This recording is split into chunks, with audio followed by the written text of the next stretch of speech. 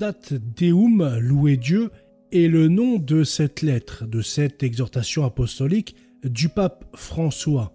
Car l'être humain qui prétend prendre la place de Dieu devient le pire danger pour lui-même. C'est par ces mots que s'achève la nouvelle exhortation apostolique du pape François, publiée le 4 octobre en la fête du Saint d'Assise. Celle-ci débute en appelant toutes les personnes de bonne volonté à réfléchir sur la crise climatique. Le pape poursuit ensuite avec une introduction faisant référence à saint François d'Assise qui, en son temps, exhortait les gens à louer Dieu pour toutes ses créatures. Louer Dieu pour toutes ses créatures. C'est l'invitation que saint François d'Assise a lancée par sa vie, ses cantiques, ses gestes. Il reprenait ainsi la proposition des psaumes de la Bible et reproduisait la sensibilité de Jésus à l'égard des créatures de son Père. Observez comment poussent les lys des champs. Ils ne travaillent pas, ils ne filent pas. 8 années se sont écoulées depuis que j'ai publié la lettre encyclique Laudato Si, voulant partager avec vous tous, frères et sœurs, de notre planète éprouvée, mes profondes préoccupations concernant la sauvegarde de la maison commune. Le pape, tel un moteur à essence de temps, démarre dès le début. Quoi qu'il en soit, de cette éventualité, il ne fait aucun doute que l'impact du changement climatique sera de plus en plus préjudiciable à la vie et aux familles de nombreuses personnes. Nous en ressentirons les effets dans les domaines de la santé, de l'emploi, de l'accès aux ressources, du logement, des migrations forcées, etc. Il rappelle que, comme le disait le synode pour l'Amazonie, les attaques contre la nature ont des conséquences sur la vie des peuples. La crise climatique globale. Ce premier chapitre aborde les arguments des opposants au réchauffement ou au dérèglement climatique. Il n'hésite pas à attaquer de front tous ceux qui remettent en question la théorie du GIEC et de l'ONU. Il ne laisse aucune place à un avis mesuré, insistant plutôt sur la nécessité de croire en cette théorie et de tout mettre en œuvre pour y adhérer. Elles font appel à des données supposées scientifiquement solides, comme le fait que la planète a toujours connu et connaîtra toujours des périodes de refroidissement et de réchauffement. Nous avons beau essayer de les nier, de les cacher, de les dissimuler ou de les relativiser, les signes du changement climatique sont là, toujours plus évidents. Nul ne peut ignorer que nous avons assisté ces dernières années à des phénomènes extrêmes, à de fréquentes périodes de chaleur inhabituelles, à des sécheresses et à d'autres gémissements de la terre qui ne sont que quelques-unes des expressions tangibles d'une maladie silencieuse qui nous affecte tous. Ce à quoi nous assistons aujourd'hui est une accélération inhabituelle du réchauffement à une vitesse telle qu'il suffit d'une génération, et non des siècles ou des millénaires, pour le constater. L'élévation du niveau des mers et la fonte des glaciers peuvent être facilement perceptibles à une personne au cours de sa vie, et il est probable que dans quelques années, de nombreuses populations devront déplacer leur habitation à cause de ces événements. Puis, le pape défend la transition écologique en stipulant que, on dit aussi souvent que les efforts visant à atténuer le changement climatique, en réduisant l'utilisation des combustibles fossiles et en développant des formes d'énergie plus propres, entraîneront une réduction des emplois. En réalité, des millions de personnes perdent leur travail en raison des diverses conséquences du changement climatique, tant l'élévation du niveau de la mer que les sécheresses et bien d'autres phénomènes affectant la planète ont laissé nombre de personnes à la dérive. Sur ce point, je ne vois aucune différence fondamentale entre un député écologiste et le pape. Ils semblent tous deux insister sur des vérités déjà bien établies, des convictions qu'ils estiment universelles et indiscutables. Selon eux, les données scientifiques opposées négligent l'accélération inhabituelle du réchauffement climatique, comme si les scientifiques qui rejettent ces conclusions ne maîtrisaient pas le sujet sur lequel ils s'expriment. Place maintenant à la justification des données dont le fidèle catholique, à moins qu'il soit un minimum scientifique, ne comprendra pas tout simplement. On ne peut plus douter de l'origine humaine, anthropique, du changement climatique. Voyons pourquoi. La concentration des gaz à effet de serre dans l'atmosphère qui provoque le réchauffement de la Terre est restée stable jusqu'au XIXe siècle, en dessous de 300 ppm en volume. Mais au milieu de ce siècle, coïncidant avec le développement industriel, les émissions ont commencé à augmenter. Au cours des 50 dernières années, l'augmentation s'est nettement accélérée, comme l'affirme l'Observatoire de Mauna Loa, qui mesure quotidiennement le dioxyde de carbone depuis 1958. Au moment où j'écrivais Laudato Si, le taux atteignait le niveau record de l'histoire de 400 ppm pour atteindre 423 ppm en juin 2023. Plus de 42% du total des émissions nettes produites depuis 1850 l'ont été après 1990. Cependant, le GIEC est une organisation politique plutôt qu'un organisme scientifique. M. Clauser, lauréat du prix Nobel de physique 2022, remet en question la crédibilité du GIEC en déclarant « Le GIEC est l'une des pires sources de désinformation ».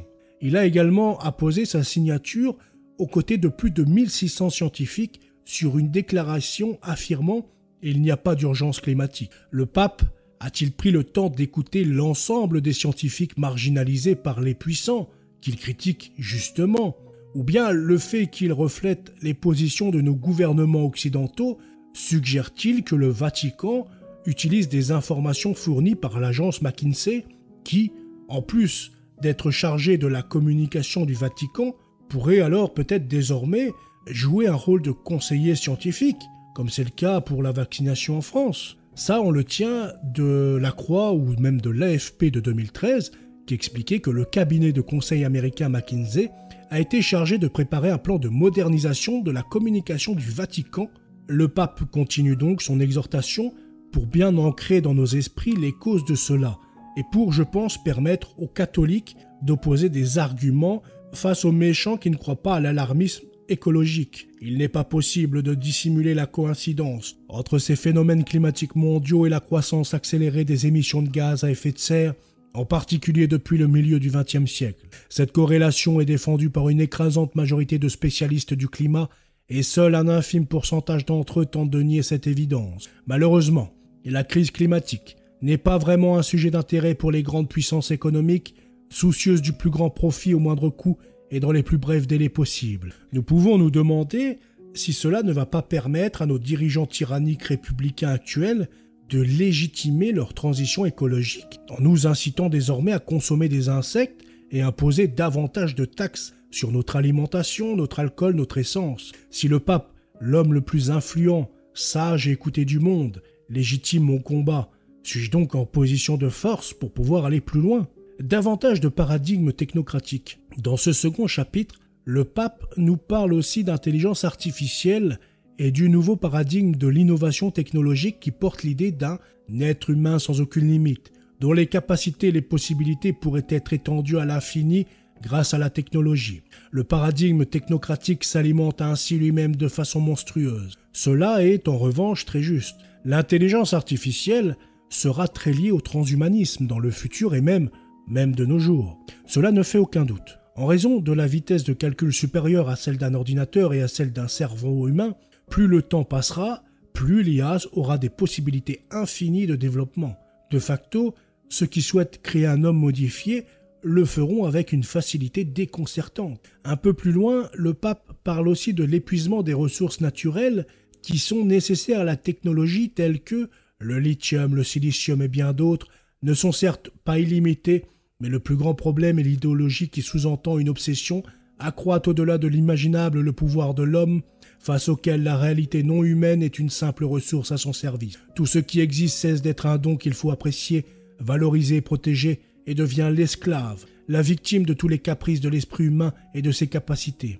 Il dénonce donc très justement l'homme esclave, malléable et modifié à souhait par les puissants dans un avenir proche. Contrairement à ce paradigme technocratique, nous affirmons que le monde qui nous entoure n'est pas un objet d'exploitation, d'utilisation débridée, d'ambition illimitée.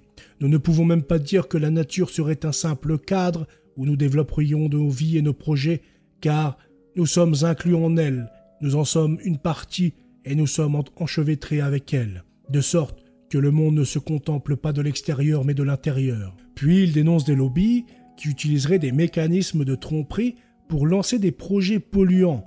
La décadence éthique du pouvoir réel est dirigée par le marketing et les fausses informations, qui sont des mécanismes utiles aux mains de ceux qui disposent de plus de ressources afin d'influencer l'opinion publique. Grâce à ces mécanismes, lorsqu'il est prévu de lancer un projet à fort impact environnemental et aux effets polluants importants, on illusionne les habitants de la région en leur parlant du progrès local qui pourrait être généré ou des opportunités économiques en matière d'emploi et de promotion humaine que cela signifie pour leurs enfants. Mais en réalité, on ne semble pas s'intéresser vraiment à l'avenir de ces personnes, car on ne leur dit pas clairement qu'à la suite de tels projets, il résultera une terre dévastée, des conditions beaucoup plus défavorables pour vivre et prospérer, une région désolée, moins habitable, sans vie et sans la joie de la coexistence et de l'espérance, sans compter les dommages globaux qui finiront par nuire à beaucoup d'autres. Est-il au courant que ce procédé est également utilisé par les puissants de ce monde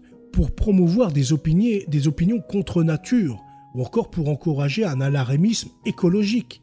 En ajoutant un excellent passage qui encourage à l'égalité des chances, l'Église enseigne que personne n'est égal et que nous sommes à notre place, là où Dieu nous a placés.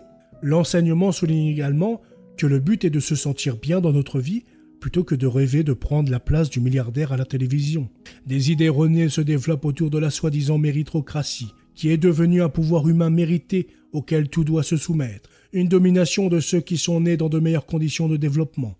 Une chose est d'avoir une saine conception de la valeur de l'engagement, du développement de ses propres capacités et d'un louable esprit d'initiative, mais si l'on ne recherche pas une réelle égalité des chances, cela devient facilement un écran qui renforce plus encore les privilèges de quelques-uns ayant davantage de pouvoir. Dans cette logique perverse, qu'ont-ils à faire des dommages causés à la maison commune s'ils se sentent en sécurité sous la prétendue armure des ressources économiques qu'ils ont obtenues grâce à leur capacité et à leurs efforts? Le 3e et le 4e chapitre sont liés à la politique internationale et aux conférences organisées dans les pays du monde, à la COP. Alors que l'histoire est en train de donner des signes de recul, chaque génération doit faire sien les luttes et les acquis des générations passées et les conduire à des sommets plus hauts encore. C'est là le chemin. Le bien comme l'amour également, la justice et la solidarité ne s'obtiennent pas une fois pour toutes, il faut les conquérir chaque jour. Pour obtenir un progrès solide et durable, j'insiste sur le fait que les accords multilatéraux entre les États doivent avoir une place de choix. Par contre, quand il est question de préserver la messe en latin, de sauvegarder les enseignements de nos ancêtres catholiques, il n'en est plus question tout d'un coup.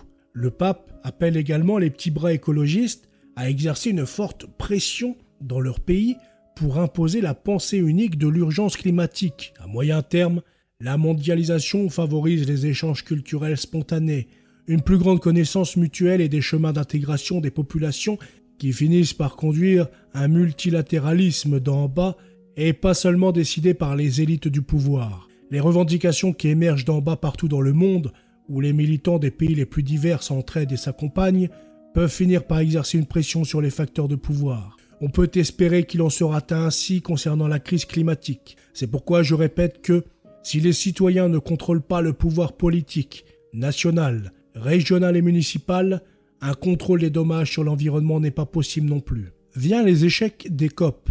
Après quelques conférences aux résultats médiocres et la déception de la COP 25 de Madrid, on espérait que cette inertie serait inversée lors de la COP 26 de Glasgow. Fondamentalement, son résultat fut de relancer l'accord de Paris, remis en cause par les contraintes et les effets de la pandémie. À cela s'ajoute une abondance d'exhortations dont l'impact réel était peu prévisible. La COP 27 de Sharm el-Sheikh a été menacée dès le départ par la situation créée par l'invasion de l'Ukraine qui a provoqué une importante crise économique et énergétique. L'utilisation du charbon a augmenté et tout le monde a voulu sécuriser son approvisionnement. Les pays en voie de développement ont considéré l'accès à l'énergie et aux opportunités de développement comme une priorité urgente. Il a été clairement reconnu que les combustibles fossiles fournissent encore 80% de l'énergie mondiale et que leur utilisation continue d'augmenter. Aujourd'hui, nous pouvons continuer à affirmer que les records n'ont été que peu mis en œuvre parce qu'aucun mécanisme adéquat de contrôle, de révision périodique et de sanctions en cas de manquement n'a été établi. Puis, un petit mot sur la prochaine conférence des partis aux Émirats Arabes Unis. Vous savez, là où tout le monde roule avec des gros bolides V8 qui consomment 35 litres au 100. Eh bien, d'un coup, le pape reste bien silencieux face à ça. Les Arabes sont de grands exporteurs d'énergie fossile, mais ils ont fait d'importants investissements dans les énergies renouvelables. Du coup, il ne faut pas les blâmer, ils sont gentils et ne polluent pas.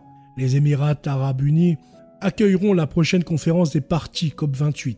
C'est un pays du Golfe Persique qui se définit comme un grand exportateur d'énergie fossile, bien qu'il ait fait d'importants investissements dans les énergies renouvelables. Pendant ce temps, les compagnies pétrolières et gazières ambitionnent de réaliser de nouveaux projets pour augmenter encore la production.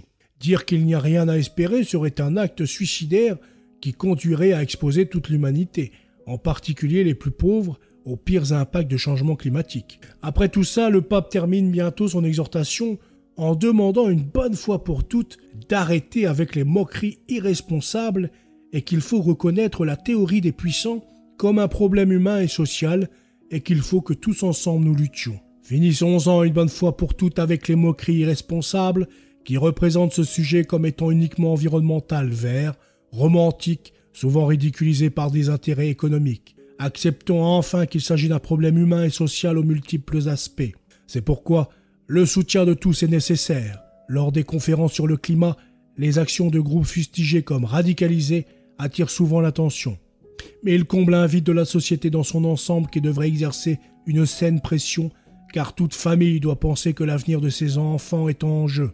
Je ne veux pas manquer de rappeler aux fidèles catholiques les motivations qui naissent de leur foi. J'encourage les frères et sœurs des autres religions à faire de même, car nous savons que la foi authentique donne non seulement des forces au cœur humain, mais qu'elle transforme toute la vie, transfigure les objectifs personnels, éclaire la relation avec les autres et les liens avec toute la création. Bref, voilà pour le mini-résumé. C'est fade. J'ai encore l'impression de lire un article d'un député LFI ou Europe Écologie Les Verts. Le pape dit des choses justes. Tout n'est pas à jeter. Mais bon sang, il n'applique même pas ce qu'il dit.